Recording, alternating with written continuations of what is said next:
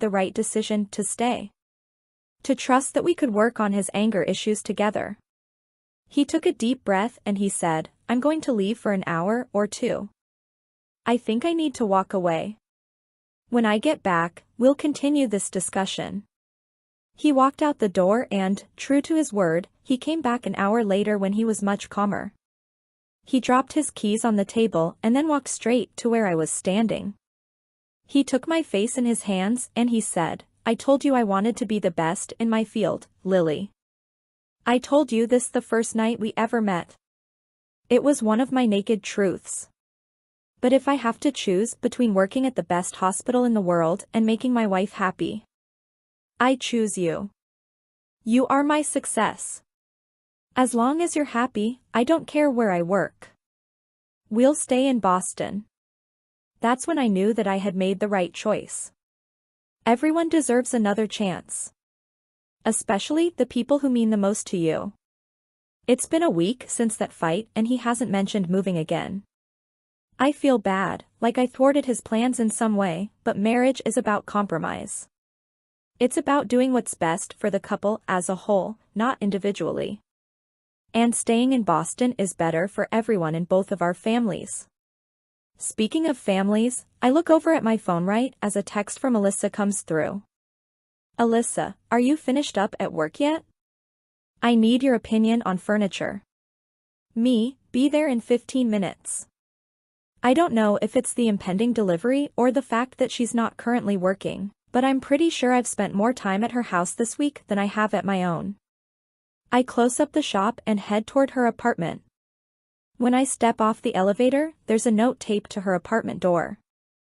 I see my name written across it, so I pull it off the door. Lily. On the 7th floor. Apartment 749. She has an apartment here just for extra furniture? I know they're rich, but even that seems a little excessive for them. I get on the elevator and press the button for the 7th floor. When the doors open, I head down the hall toward apartment 749. When I reach it, I have no idea if I should knock or just go inside. For all I know, someone could live here. Probably one of her people. I knock on the door and hear footsteps from the other side. I'm shocked when the door swings open and Ryle is standing in front of me. "Hey," I say, confused. "What are you doing here?" He grins and leans against the doorframe. "I live here." "What are you doing here?" I glance at the pewter number plate next to the door and then back at him. "What do you mean you live here? I thought you lived with me. You've had your own apartment this whole time?" I would think an entire apartment would be something a husband would bring up to his wife at some point. It's a little unnerving. Actually, it's ludicrous and deceptive. I think I might be really angry at him right now. Ryle laughs and pushes off the doorframe. Now he's filling up the entire doorway as he lifts his hands to the frame over his head and grips it. I haven't really had a chance to tell you about this apartment, considering I just signed the paperwork on it this morning. I take a step back. Wait. What? He reaches for my hand and pulls me inside the apartment. "Welcome home, Lily." I pause in the foyer. "Yes." I said foyer. "There is a foyer." "You bought an apartment?" He nods slowly, gauging my reaction. "You bought an apartment," I repeat. He's still nodding. "I did." "Is that okay?" I figured since we live together now we could use the extra room. I spin in a slow circle. When my eyes land on the kitchen, I pause. It's not as big as Alyssa's kitchen, but it's just as white and almost as beautiful. There's a wine cooler and a dishwasher, two things my own apartment doesn't have. I walk into the kitchen and look around, scared to touch anything. Is this really my kitchen? This can't be my kitchen. I look in the living room at the cathedral ceilings and the huge windows overlooking Boston Harbor. "Lily," he says from behind me. "You aren't mad, are you?" I spin and face him, realizing that he's been waiting on me to react for the past several minutes. But I'm completely speechless. I shake my head and bring my hand up to cover my mouth. I don't think so, I whisper. He walks up to me and takes my hands in his, pulling them up between us. You don't think so? He looks worried and confused. Please give me a naked truth, because I'm starting to think maybe I shouldn't have done this as a surprise. I look down at the hardwood floor. It's real hardwood. It's not laminate. Okay, I say, looking back up at him. I think it's crazy that you just went and bought an apartment without me. I feel like that's something we should have done together. He's nodding and it looks like he's about to spit out an apology, but I'm not finished. But my naked truth is that it's perfect. I don't even know what to say, Ryle. Everything is so clean. I'm scared to move. I might get something dirty. He blows out a rush of air and pulls me to him. You can get it dirty, babe. It's yours. You can get it as dirty as you want. He kisses the side of my head and I don't even say thank you yet. It seems like such a small response to such a huge gesture. When do we move in? He shrugs. Tomorrow? I have the day off. It's not like we have a whole lot of stuff. We can spend the next few weeks buying new furniture. I nod, trying to run through tomorrow's schedule in my head. I already knew Ryle was off tomorrow, so I didn't have anything planned. I suddenly feel the need to sit down. There aren't any chairs, but luckily, the floor is clean. I need to sit down. Ryle helps me to the floor and then he lowers himself in front of me, still holding my hands. Does Alyssa know? I ask him. He smiles and nods his head. She's so excited, Lily. I've been thinking about getting an apartment here for a while now. After we decided to stay in Boston for good, I just went ahead with it to surprise you. She helped, but I was starting to worry she'd tell you before I had the chance. I just can't wrap my head around this. I live here. Me and Alyssa get to be neighbors now? I don't know why I feel like this should bother me, because I really am excited about it. He smiles and then says, I know you need a minute to process everything, but you haven't seen the best part and it's killing me. Show me. He grins and pulls me to my feet. We make our way through the living room and down a hallway. He opens each door and tells me what the rooms are, but doesn't even give me time to go in any of them. By the time we make it to the master bedroom, I've concluded that we live in a 3-bedroom, 2-bath apartment. With an office. I don't even have time to process the beauty of the bedroom as he pulls me across the room. He reaches a wall covered by a curtain and he turns and faces me. It's not a ground that you can plant a garden in, but with a few pots, it can come close. He pulls the curtain aside and opens a door, revealing a huge balcony. I follow him outside, already daydreaming about all the potted plants I could fit up here. It overlooks the same view as the rooftop deck, he says. We'll always have the same view we had from the night we met. It took a while to sink in, but it all hits me in this moment and I just start crying. Ryle pulls me to his chest and wraps his arms tightly around me. Lily, he whispers, running his hand over my hair. I didn't mean to make you cry. I laugh between my tears. I just can't believe I live here. I pull away from his chest and look up at him. Are we rich? How can you afford this? He laughs. You married a neurosurgeon, Lily. You aren't necessarily strapped for cash. His comment makes me laugh and then I cry some more. And then we have our very first visitor because someone begins pounding on the door. Alyssa, he says. She's been waiting down the hall. I run to the front door and swing it open and we both hug and squeal and I might even cry a little more. We spend the rest of the evening at our new apartment.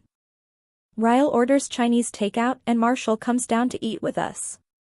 We have no tables or chairs yet, so the 4 of us sit in the middle of the living room floor and eat straight out of the containers.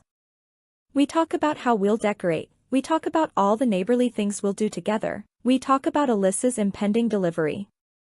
It's everything and more. I can't wait to tell my mother. Chapter 22. Alyssa is 3 days overdue. We've lived in our new apartment for a week now. We successfully got all of our stuff moved the day Ryle was off, and Alyssa and I went furniture shopping the second day we moved in. We were practically settled by the third day. We got our first piece of mail yesterday. It was a utility bill for establishing service, so it finally feels official now. I'm married. I have a great husband. An awesome house. My best friend just happens to be my sister-in-law, and I'm about to be an aunt. Dare I say it, but can my life get any better? I close my laptop and get ready to leave for the evening.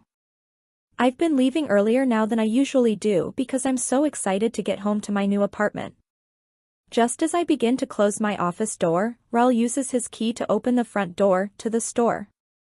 He lets the door fall shut behind him as he walks in with his hands full. There's a newspaper tucked under his arm and 2 coffees in his hands. Despite the frenzied look about him and the urgency in his step, he's smiling. Lily, he says, walking toward me. He shoves one of the coffees in my hand and then pulls the newspaper out from under his arm. 3 things. 1. Did you see the paper? He hands it to me. The paper is folded inside out. He points at the article. You got it, Lily. You got it. I try not to get my hopes up as I look down at the article. He could be talking about something totally different from what I'm thinking. Once I read the headline, I realized he's talking about exactly what I was thinking. I got it? I'd been notified that my business was nominated for an award for Best of Boston. It's a People's Choice Awards the newspaper holds annually, and Lily Bloom's was nominated under the Best New Businesses in Boston category. The criteria are for businesses that have been open less than 2 years. I had a suspicion I might have been chosen when a reporter for the paper called me last week and asked me a series of questions. The title reads Best New Businesses in Boston. Votes are in for your top 10. I smile and almost spill my coffee when Ryle pulls me in, picks me up, and spins me around. He said he had 3 pieces of news, and if he started with that one, I have no idea what the other 2 could be. What's the second thing? He sets me back down on my feet and says, I started with the best one. I was too excited. He takes a sip of his coffee and then says, I got selected for the training at Cambridge. My face is taken over by a huge smile. You did? He nods and then he hugs me and spins me around again. I'm so proud of you, I say, kissing him. We're both so successful, it's sickening. He laughs. Number 3? I ask him. He pulls back. Oh, yeah. Number 3. He casually leans against the counter and takes a slow sip of his coffee. He gently places his coffee back on the counter. Alyssa is in labor. What? I yell. Yeah. He nods toward our coffees. That's why I brought you caffeine. We aren't getting any sleep tonight. I start clapping, jumping up and down, and then panicking as I try to find my purse, my jacket, my keys, my phone, the light switch. Right before we make it to the door, Ryle rushes back to the counter and grabs the newspaper and tucks it under his arm. My hands are shaking with excitement as I lock the door. We're gonna be aunts, I say as I run to my car. Ryle laughs at my joke and says, Uncles, Lily. We're gonna be uncles. Marshall calmly steps out into the hallway. Ryle and I both perk up and wait for the news. It's been quiet in there for the past half an hour. We've been waiting to hear Alyssa scream in agony, a sign she delivered, but there were no sounds at all. Not even the cries of a newborn. My hands go up to my mouth and seeing the look on Marshall's face has me fearing the worst. His shoulders just start shaking and tears pour out of his eyes. I'm a dad. And then he punches the air. I'm a dad. He hugs Ryle and then me and says, give us 15 minutes and you can come inside to meet her. When he closes the door, Ryle and I both release huge sighs of relief. We look at each other and smile. You were thinking the worst, too, he asks. I nod and then hug him. You're an uncle, I say, smiling. He kisses my head and says, you too. Half an hour later, Ryle and I are both standing next to the bed, watching Alyssa hold her new baby. She's absolutely perfect. A little too new to tell who she looks like yet, but she's beautiful, regardless. You want to hold your niece? Alyssa says to Ryle. He kind of stiffens up like he's nervous, but then he nods. She leans over and puts the baby in Ryle's arms, showing him how to hold her. He stares down at her nervously and then walks over to the couch and takes a seat. Have you guys decided on a name yet? He asks. Yes, Alyssa says. Ryle and I both look at Alyssa and she smiles, teary-eyed. We wanted to name her after someone Marshall and I both think the world of. So we added an E to your name. We're calling her Riley. I instantly look back over at Ryle and he blows out a quick breath like he's a little in shock. He looks back down at Riley and just starts smiling. Wow, he whispers. I don't know what to say. I squeeze Alyssa's hand and then walk over and take a seat next to Ryle. I've had a lot of moments when I thought I couldn't love him more than I already do, but once again I'm proven wrong. Seeing the way he looks at his new baby niece makes my heart expand. Marshall sits down on the bed next to Alyssa. Did you guys hear how quiet Issa was through the whole thing? Not a single peep. She didn't even take drugs. He puts his arm around her and lies down next to her on the bed. I feel like I'm in that movie Hancock with Will Smith and I'm about to find out I'm married to a superhero. Ryle laughs. She's kicked my ass a time or two growing up. I wouldn't be surprised. No cussing around Riley, Marshall says. Ass, Ryle whispers to her. We both laugh and then he asks me if I want to hold her. I make like I have grabby hands because waiting for my turn has been killing me. I pull her into my arms and am shocked by how much love I have for her already. When are Mom and Dad coming in? Ryle asks Alyssa. They'll be here by lunch tomorrow. I should probably get some sleep then. Just got off a long shift. He looks back at me. You coming with? I shake my head. I want to hang out for a little while longer. Just take my car and I'll catch a cab home. He kisses me on the side of my head and then rests his head against mine as we both look down at Riley. I think we should make one of these, he says. I glance up at him, not sure if I heard him correctly. He winks. If I'm asleep when you get home later, wake me up. We'll start on it tonight. He tells Marshall and Alyssa, goodbye, and Marshall walks him out. I glance over at Alyssa and she's smiling. I told you he'd want babies with you. I grin and walk back over to her bed. She scoots over and makes room for me.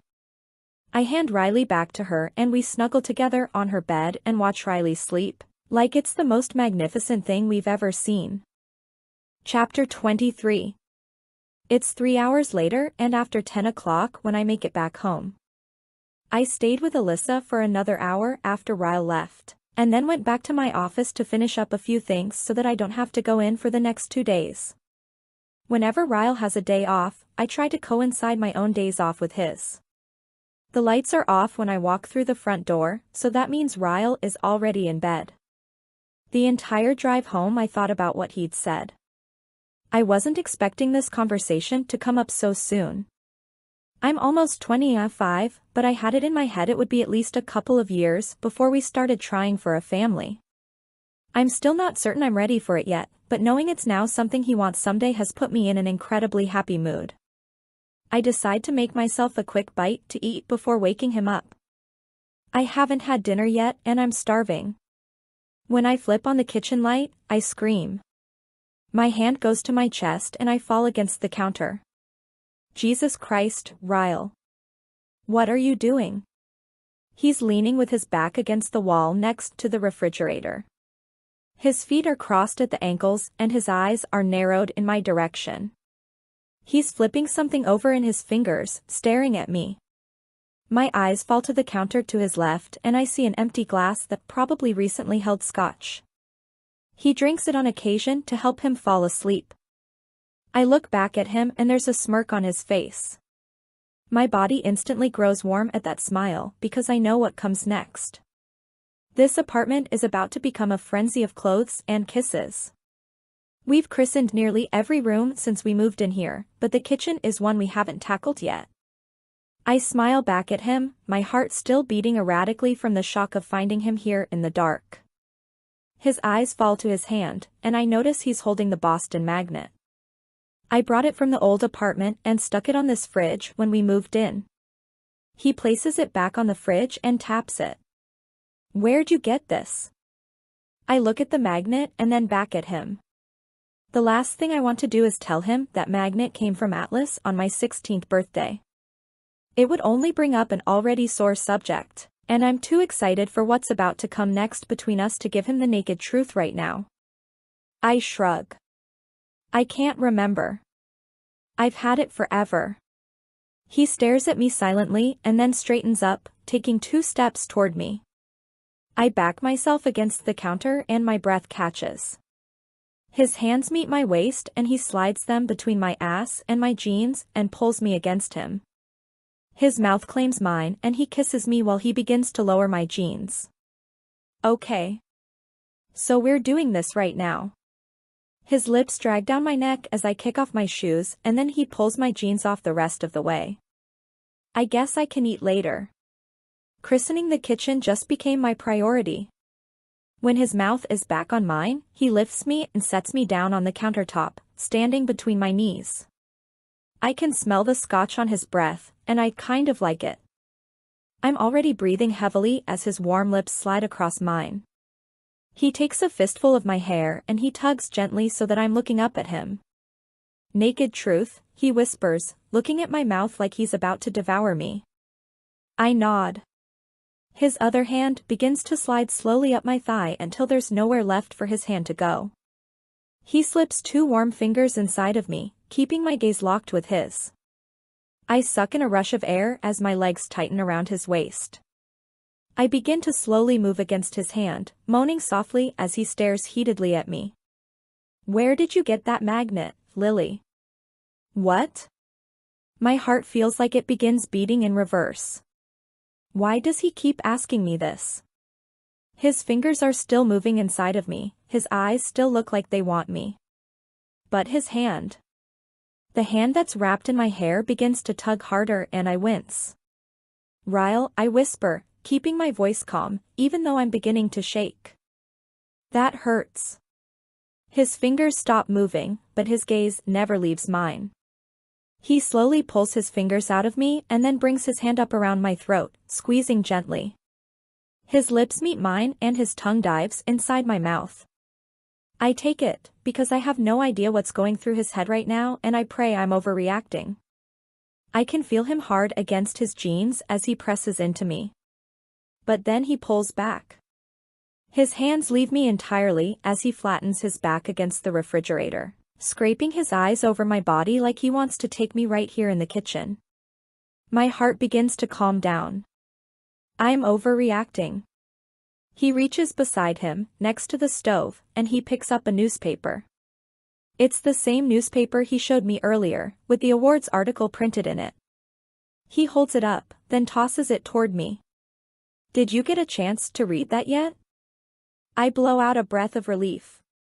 Not yet, I say, my eyes falling to the article. Read it out loud. I glance up at him. I smile, but my stomach is anxious. There's something about him right now. The way he's acting. I can't put my finger on it. You want me to read the article? I ask. Right now? I feel odd, sitting on my kitchen counter half naked, holding a newspaper. He nods. I'd like you to take off your shirt first. Then read it out loud. I stare at him, trying to gauge his behavior. Maybe the scotch has made him extra frisky. A lot of times when we make love, it's as simple as making love. But occasionally, our sex is wild. A little dangerous, like the look in his eyes right now. I set the paper down, pull off my shirt, and then pick the paper back up. I start reading the article out loud, but he takes a step forward and says, "Not the whole thing."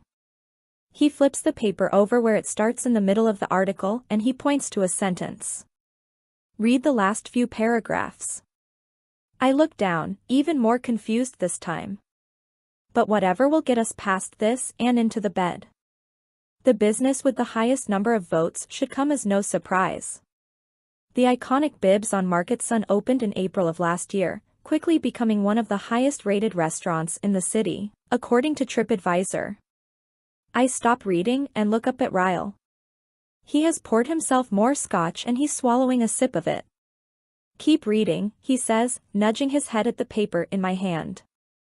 I swallow heavily, the saliva in my mouth growing thicker by the second. I try to control the trembling of my hands as I continue reading. The owner, Atlas Corrigan, is a two-time award-winning chef and also a United States Marine. It's no secret what the acronym for his highly successful restaurant, Bibs, stands for: Better in Boston. I gasp. Everything is better in Boston. I clench my stomach, trying to keep my emotions under control as I keep reading. But when interviewed regarding his most recent award, the chef finally revealed the true history of the meaning behind the name. "It's a long story," Chef Corrigan stated. "It was in homage to someone who had a huge impact on my life. Someone who meant a lot to me. She still means a lot to me." I put the newspaper on the counter.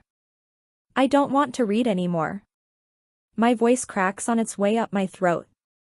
Raul takes 2 swift steps forward and grabs the newspaper. He picks up where I left off, his voice loud and angry now. When asked if the girl was aware he named a restaurant after her, Chef Corrigan smiled knowingly and said, "Next question." The anger in Ryle's voice makes me nauseous. "Ryle, stop it," I say calmly. "You've had too much to drink." I push past him and walk quickly out of the kitchen toward the hallway that leads to our bedroom. There's so much happening right now and I'm not sure I understand any of it. The article never stated who Atlas was talking about. Atlas knows it was me and I know it was me, but how in the hell would Ryle put 2 and 2 together? And the magnet. How would he know that came from Atlas just by reading that article? He's overreacting. I can hear him following me as I walk toward the bedroom. I swing open the door and come to a sudden halt. The bed is littered with things. An empty moving box with the words, "Lily's stuff," written on the side of it. And then all the contents that were inside that box. Letters, journals, empty shoeboxes. I close my eyes and breathe in slowly. He read the journal. No. He read the journal. His arm comes around my waist from behind. He slides a hand up my stomach and takes a firm hold of one of my breasts. His other hand feathers my shoulder as he moves the hair away from my neck. I squeeze my eyes shut, just as his fingers begin to trace across my skin, up to my shoulder. He slowly runs his finger over the heart and a shudder runs over my whole body. His lips meet my skin, right over the tattoo, and then he sinks his teeth into me so hard, I scream. I try to pull away from him, but he has such a tight grip on me he doesn't even budge. The pain from his teeth piercing my collarbone rips through my shoulder and down my arm. I immediately start crying. Sobbing. "Ryle, let me go," I say, my voice pleading. "Please. Walk away." His arms are cutting into mine as he holds me tightly from behind. He spins me, but my eyes are still closed. I'm too scared to look at him. His hands are digging into my shoulders as he pushes me toward the bed. I start trying to fight him off of me, but it's useless. He's too strong for me. He's angry. He's hurt. And he's not Ryle. My back meets the bed and I frantically scoot back toward the headboard, trying to get away from him. Why is he still here, Lily? His voice isn't as composed as it was in the kitchen. He's really angry now. He's in everything. The magnet on the fridge. The journal in the box I found in our closet. The fucking tattoo on your body that used to be my favorite goddamn part of you. He's on the bed now. Ryle, I beg. I can't explain. Tears streak down my temples and into my hair. You're angry. Please don't hurt me, please. Walk away, and when you come back, I'll explain. His hand grips my ankle and he yanks me until I'm beneath him. I'm not angry, Lily, he says, his voice disturbingly calm now. I just think I haven't proved to you how much I love you. His body comes down against mine and he takes my wrists with one hand above my head, pressing them against the mattress. Ryle, please. I'm sobbing, trying to push him off of me with any part of my body. Get off me. Please. No, no, no, no. I love you, Lily, he says, his words crashing against my cheek. More than he ever did. Why can't you see that? My fear folds in on itself, and I become diluted with rage. All I can see when I squeeze my eyes shut is my mother crying on our old living room couch, my father forcing himself on top of her. Hatred rips through me and I start screaming. Ryle tries to muffle my screams with his mouth. I bite down on his tongue. His forehead comes crashing down against mine. In an instant, all the pain fades as a blanket of darkness rolls over my eyes and consumes me. I can feel his breath against my ear as he mutters something inaudible. My heart is racing, my whole body is still shaking, my tears are still somehow falling and I'm gasping for air. His words are crashing against my ear, but the pain is throbbing in my head too hard for me to decipher his words. I try to open my eyes, but it stings. I can feel something trickling into my right eye and I instantly know it's blood. My blood. His words begin to come into focus. Sorry, I'm sorry, I'm sorry, I'm... His hand is still pressing mine into the mattress and he's still on top of me. He's no longer trying to force himself on me. Lily, I love you, I'm so sorry. His words are full of panic. He's kissing me, his lips gentle against my cheek and mouth. He knows what he's done. He's Ryle again, and he knows what he's just done to me. To us. To our future. I utilize his panic to my advantage. I shake my head and I whisper, "It's okay, Ryle. It's okay.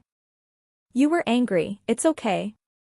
His lips meet mine in a frenzy and the taste of scotch makes me want to puke now. He's still whispering apologies when the room begins to fade out again. My eyes are closed. We're still on the bed, but he's no longer fully on top of me. He's on his side, his arm wrapped tightly over my waist. His head is pressed against my chest. I remain stiff as I assess everything around me. He isn't moving, but I can feel his breaths, heavy with sleep. I don't know if he passed out or if he fell asleep. The last thing I can remember is his mouth on mine, the taste of my own tears. I lie still for several more minutes. The pain in my head begins to worsen with every minute of consciousness. I close my eyes and try to think. Where's my purse? Where are my keys? Where is my phone?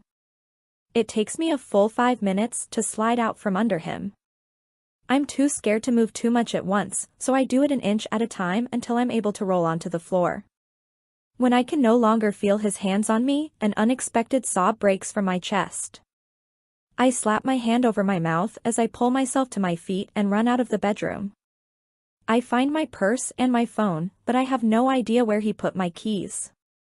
I frantically search the living room and kitchen, but I can barely see anything. When he head-butted me, it must have left a gash on my forehead, because there's too much blood in my eyes and everything is blurry. I slide to the floor near the door, growing dizzy. My fingers are shaking so hard, It takes 3 tries to get the password right on my phone. When I have the screen up to dial a number, I pause. My first thought is to call Alyssa and Marshall, but I can't. I can't do that to them right now. She just gave birth to a baby a matter of hours ago. I can't do this to them. I could call the police, but my mind can't even process what all that entails. I don't want to give a statement. I don't know that I want to press charges, knowing what this could do to his career. I don't want Alyssa mad at me. I just don't know. I don't completely rule out eventually notifying the police. I just don't have the energy to make that decision right now. I squeeze the phone and try to think. My mother. I start to dial her number, but when I think of what this would do to her, I start to cry again. I can't involve her in this mess. She's been through too much. And Ryle will try to find me. He'll go to her first. Then Alyssa and Marshall. Then to everyone else we know.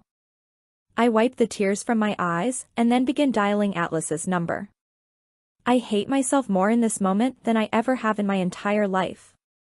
I hate myself, because the day Ryle found Atlas's number in my phone, I lied and said I had forgotten it was there.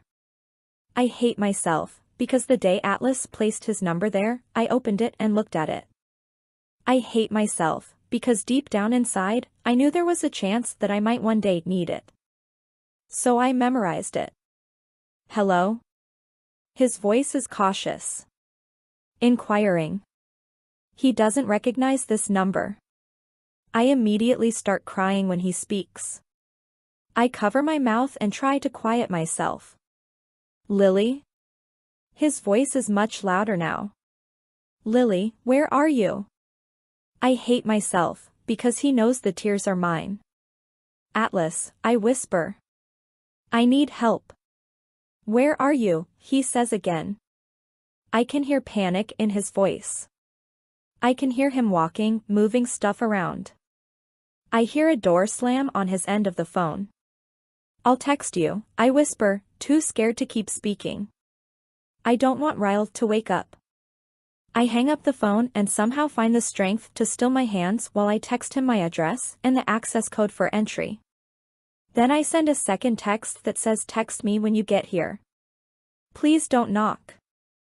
I crawl to the kitchen and find my pants, struggling back into them. I find my shirt on the counter. When I'm dressed, I go to the living room. I debate opening the door and meeting Atlas downstairs, but I'm too scared I won't be able to make it down to the lobby alone. My forehead is still bleeding and I feel too weak to even stand up and wait by the door. I slide to the floor, clenching my phone in my shaky fist and staring at it, waiting for his text. It's an agonizing 24 minutes later when my phone lights up. Here. I scramble to my feet and swing open the door. Arms wrap around me and my face is pressed against something soft. I just start crying and shaking and crying. Lily, he whispers. I've never heard my name spoken so sadly. He urges me to look up at him. His blue eyes scroll over my face, and I see it happen. I watch the concern vanish as he darts his head up to the apartment door. Is he still in there? Rage. I can feel the rage come off of him and he starts to step toward the apartment door. I grab his jacket in my fists. No. Please, Atlas. I just want to leave. I see the pain roll over him as he pauses, struggling to decide whether to listen to me or bust through the door. He eventually turns away from the door and wraps his arms around me. He helps me to the elevator and then through the lobby. By some miracle, we only run into one person and he's on his phone and facing the other direction. By the time we make it to the parking garage, I start to feel dizzy again. I tell him to slow down, and then I feel his arm wrap under my knees as he picks me up. Then we're in the car. Then the car is moving. I know I need stitches. I know he's taking me to the hospital. But I have no idea why the next words out of my mouth are, "Don't take me to Mass General. Take me somewhere else." For whatever reason, I don't want to risk the chance of running into any of Ryle's colleagues. I hate him. I hate him in this moment more than I've ever hated my father. But concern for his career still somehow breaks through the hatred. When I realize this, I hate myself just as much as I hate him. Chapter 24. Atlas is standing on the other side of the room. He hasn't taken his eyes off me the entire time the nurse has been helping me. After taking a blood sample, she immediately returned and began to attend to my cut. She hasn't asked me very many questions yet, but it's obvious my injuries are the result of an attack. I can see the pitying look on her face as she cleans up blood from the bite mark left on my shoulder. When she's finished, she glances back at Atlas. She steps to the right, blocking his view of me as she turns and faces me again. I need to ask you some personal questions. I'm going to ask him to leave the room, okay? It's in that moment that I realize she thinks Atlas is the one who did these things to me. I immediately start to shake my head. It wasn't him, I tell her. Please don't make him leave. Relief washes over her face. She nods her head and then pulls up a chair. Are you hurt anywhere else? I shake my head, because she can't fix all the parts of me Rel broke on the inside. Lily? Her voice is gentle. Were you raped? Tears fill my eyes and I see Atlas roll across the wall, pressing his forehead against it. The nurse waits until I make eye contact with her again to continue speaking. We have a certain examination for these situations. It's called a SANE exam. It's optional, of course, but I highly encourage it in your situation. I wasn't raped, I say. He didn't, are you sure, Lily? The nurse asks. I nod. I don't want one. Atlas faces me again and I can see the pain in his expression as he steps forward. Lily. You need this. His eyes are pleading. I shake my head again. Atlas, I swear, I squeeze my eyes shut and lower my head. I'm not covering for him this time, I whisper. He tried, but then he stopped. If you choose to press charges, you'll need. I don't want the exam, I say again, my voice firm. There's a knock on the door and a doctor enters, sparing me from more pleading looks from Atlas. The nurse gives the doctor a brief rundown of my injuries. She then steps aside as he examines my head and shoulder. He flashes a light into both of my eyes. He looks down at the paperwork again and says, I'd like to rule out a concussion, but given your situation, I don't want to administer a CT. We'd like to keep you for observation, instead. Why don't you want to administer a CT? I ask him. The doctor stands up. We don't like to perform X-rays on pregnant women unless it's vital. We'll monitor you for complications, and if there are no further concerns, you'll be free to go. I don't hear anything beyond that.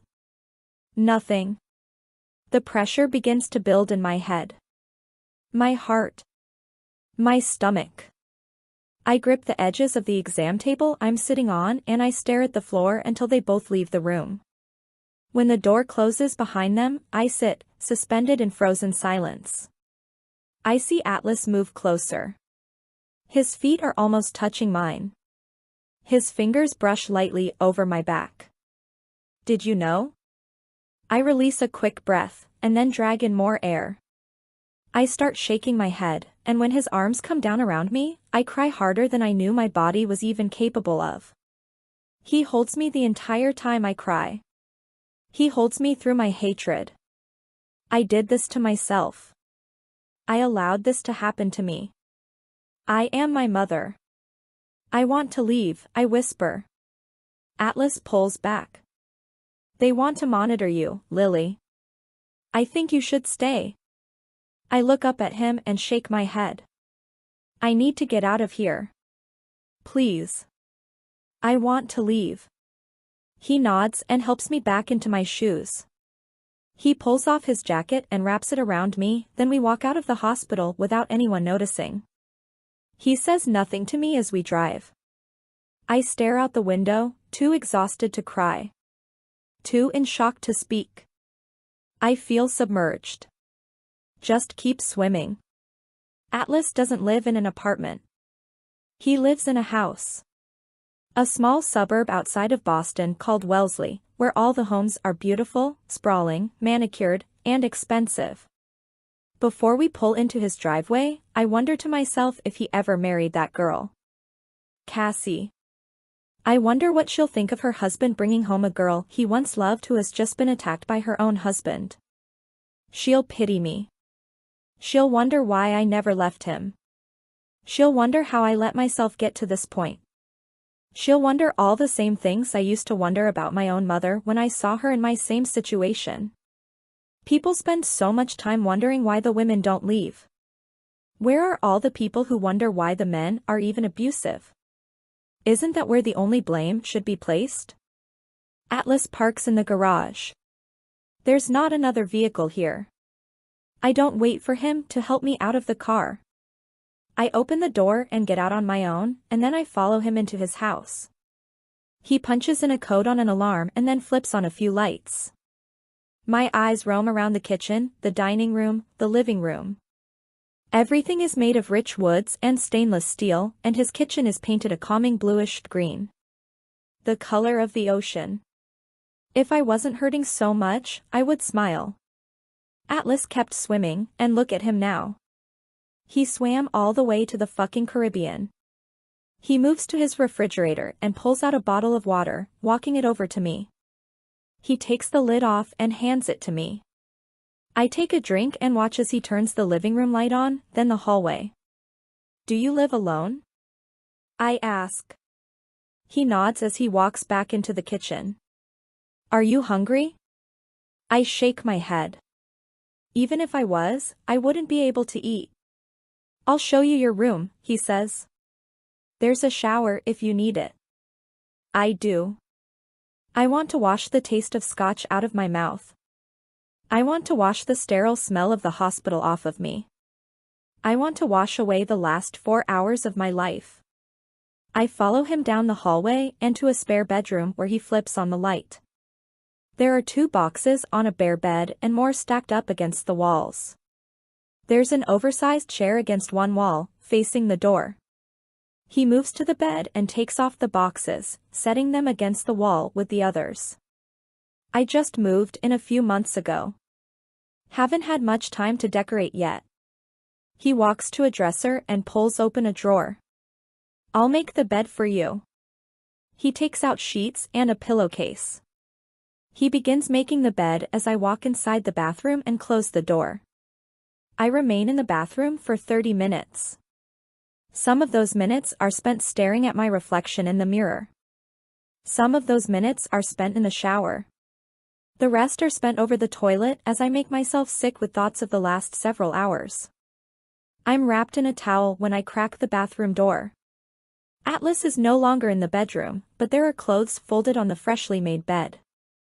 Men's pajama bottoms that are too big for me and a t-shirt that goes past my knees. I pull the drawstring tight, tie it, and then crawl into bed. I turn the lamp off and pull the covers up and over me. I cry so hard, I don't even make a noise.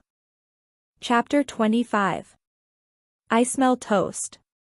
I stretch out on my bed and smile, because raw-nosed toast is my favorite. My eyes flick open and the clarity smashes down on me with the force of a head-on collision. I squeeze my eyes shut when I realize where I am and why I'm here, and that the toast I smell is not at all because my sweet and caring husband is making me breakfast in bed. I immediately want to cry again, so I force myself off the bed. I focus on the hollowness in my stomach as I use the bathroom and tell myself I can cry after I eat something. I need to eat before I make myself sick again. When I walk out of the bathroom and back into the bedroom, I notice the chair has been turned so that it's facing the bed now instead of the door. There's a blanket thrown over it haphazardly, and it's obvious Atlas was in here last night while I slept. He was probably worried I had a concussion. When I walk into the kitchen, Atlas is moving back and forth between the fridge, the stove, the counter. For the first time in 12 hours, I feel an inkling of something that isn't agony, because I remember he's a chef. A good one. And he's cooking me breakfast. He glances up at me as I make my way into the kitchen. Morning, he says, careful to say it without too much inflection. I hope you're hungry. He slides a glass and a container of orange juice across the counter toward me, then he turns and faces the stove again.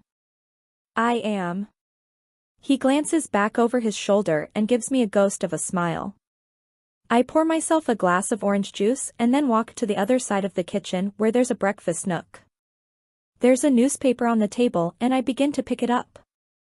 When I see the article about the best businesses in Boston printed across the page, my hands immediately begin to shake and I drop the paper back on the table. I close my eyes and take a slow sip of the orange juice. A few minutes later, Atlas sets a plate down in front of me, then claims the seat across from me at the table. He pulls his own plate of food in front of him and cuts into a crepe with his fork. I look down at my plate. 3 crepes, drizzled in syrup and garnished with a dab of whipped cream. Orange and strawberry slices line the right side of the plate. It's almost too pretty to eat, but I'm too hungry to care. I take a bite and close my eyes, trying not to make it obvious that it's the best bite of breakfast I've ever had. I finally allow myself to admit that his restaurant deserved that award. As much as I tried to talk Ryle and Alyssa out of going back, it was the best restaurant I'd ever been to. Where did you learn to cook? I ask him. He sips from a cup of coffee. The Marines, he says, placing the cup back down. I trained for a while during my first stint and then when I re-enlisted I came on as a chef. He taps his fork against the side of his plate. You like it? I nod. It's delicious. But you're wrong. You knew how to cook before you enlisted. He smiles. You remember the cookies? I nod again. Best cookies I've ever eaten. He leans back in his chair. I taught myself the basics.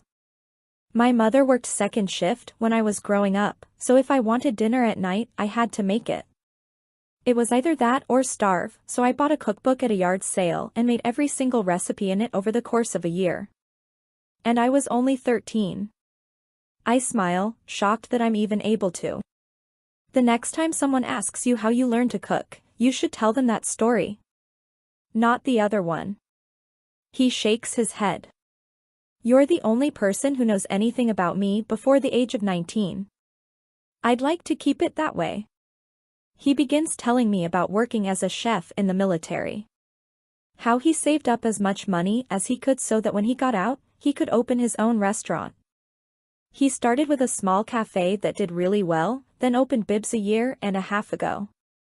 It does okay, he says with modesty. I glance around his kitchen and then look back at him. Looks like it does more than just okay. He shrugs and takes another bite of his food. I don't talk after that as we finish eating, because my mind wanders to his restaurant. The name of it. What he said in the interview. Then, of course, those thoughts lead me back to thoughts of Ryle and the anger in his voice as he yelled the last line of the interview at me. I think Atlas can see the change in my demeanor, but he says nothing as he clears the table. When he takes another seat, he chooses the chair right next to me this time. He places a reassuring hand on top of mine. I have to go into work for a few hours, he says. I don't want you to leave. Stay here as long as you need, Lily. Just please don't go back home today. I shake my head when I hear the concern in his words. I won't. I'll stay here, I tell him. I promise. Do you need anything before I go? I shake my head. I'll be fine. He stands up and grabs his jacket. I'll make it as quick as I can. I'll be back after lunch and I'll bring you something to eat, okay? I force a smile. He opens a drawer and pulls out a pen and paper. He writes something on it before he leaves. When he's gone, I stand up and walk to the counter to read what he wrote. He listed instructions for how to set the alarm. He wrote his cell phone number, even though I have it memorized. He also wrote down his work number, his home address, and his work address. At the bottom in small print, he wrote, "Just keep swimming, Lily. Dear Ellen." Hi. It's me. Lily Bloom. Well, technically, it's Lily Kincaid now. I know it's been a long time since I've written to you. A really long time. After everything that happened with Atlas, I just couldn't bring myself to open up the journals again. I couldn't even bring myself to watch your show after school, because it hurt to watch it alone. In fact, all thoughts of you kind of depressed me. When I thought of you, I thought of Atlas. And to be honest, I didn't want to think of Atlas, so I had to cut you out of my life, too. I'm sorry about that. I'm sure you didn't miss me like I missed you, but sometimes the things that matter to you most are also the things that hurt you the most. And in order to get over that hurt, you have to sever all the extensions that keep you tethered to that pain. You were an extension of my pain, so I guess that's what I was doing. I was just trying to save myself a little bit of agony. I'm sure your show is as great as ever, though. I hear you still dance at the beginning of some episodes, but I've grown to appreciate that. I think that's one of the biggest signs a person has matured, knowing how to appreciate things that matter to others, even if they don't matter very much to you. I should probably catch you up on my life. My father died. I'm 24 now. I got a college degree, worked in marketing for a while, and now I own my own business. A floral shop. Life goals, FTW. I also have a husband and he is an Atlas. And I live in Boston. I know. Shocker. The last time I wrote to you, I was 16. I was in a really bad place and I was so worried about Atlas. I'm not worried about Atlas anymore, but I am in a really bad place right now. More so than the last time I wrote to you. I'm sorry, I don't seem to need to write to you when I'm in a good place. You tend to only get the shit end of my life, but that's what friends are for, right? I don't even know where to start. I know you don't know anything about my current life or my husband, Ryle.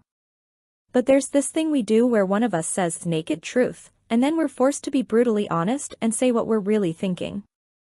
So, a naked truth. Brace yourself. I am in love with a man who physically hurts me. Of all people, I have no idea how I let myself get to this point. There were many times growing up I wondered what was going through my mother's head in the days after my father had hurt her. How she could possibly love a man who had laid his hands on her. A man who repeatedly hit her. Repeatedly promised he would never do it again. Repeatedly hit her again. I hate that I can empathize with her now. I've been sitting on Atlas's couch for over 4 hours, wrestling with my feelings. I can't get a grip on them. I can't understand them. I don't know how to process them. And true to my past, I realized that maybe I need to just get them out on paper. My apologies to you, Ellen. But get ready for a whole lot of word vomit. If I had to compare this feeling to something, I would compare it to death. Not just the death of anyone. The death of the one. The person who is closer to you than anyone else in the whole world. The one who, when you simply imagine their death, it makes your eyes tear up. That's what this feels like. It feels like Ryle has died. It's an astronomical amount of grief. An enormous amount of pain. It's a sense that I've lost my best friend, my lover, my husband, my lifeline. But the difference between this feeling and death is the presence of another emotion that doesn't necessarily follow in the event of an actual death. Hatred. I am so angry at him, Ellen. Words can't express the amount of hatred I have for him. Yet somehow, in the midst of all my hatred, there are waves of reasoning that flow through me. I start to think things like, but I shouldn't have had the magnet. I should have told him about the tattoo from the beginning. I shouldn't have kept the journals. The reasoning is the hardest part of this. It eats at me, little by little, wearing down the strength my hatred lends to me. The reasoning forces me to imagine our future together and how there are things I could do to prevent that type of anger. I'll never betray him again. I'll never keep secrets from him again. I'll never give him reason to react that way again. We'll both just have to work harder from now on. For better, for worse, right? I know these are the things that once went through my mother's head. But the difference between the two of us is that she had more to worry about. She didn't have the financial stability that I have. She didn't have the resources to leave and give me what she thought was a decent shelter. She didn't want to take me away from my father when I was used to living with both parents. I have a feeling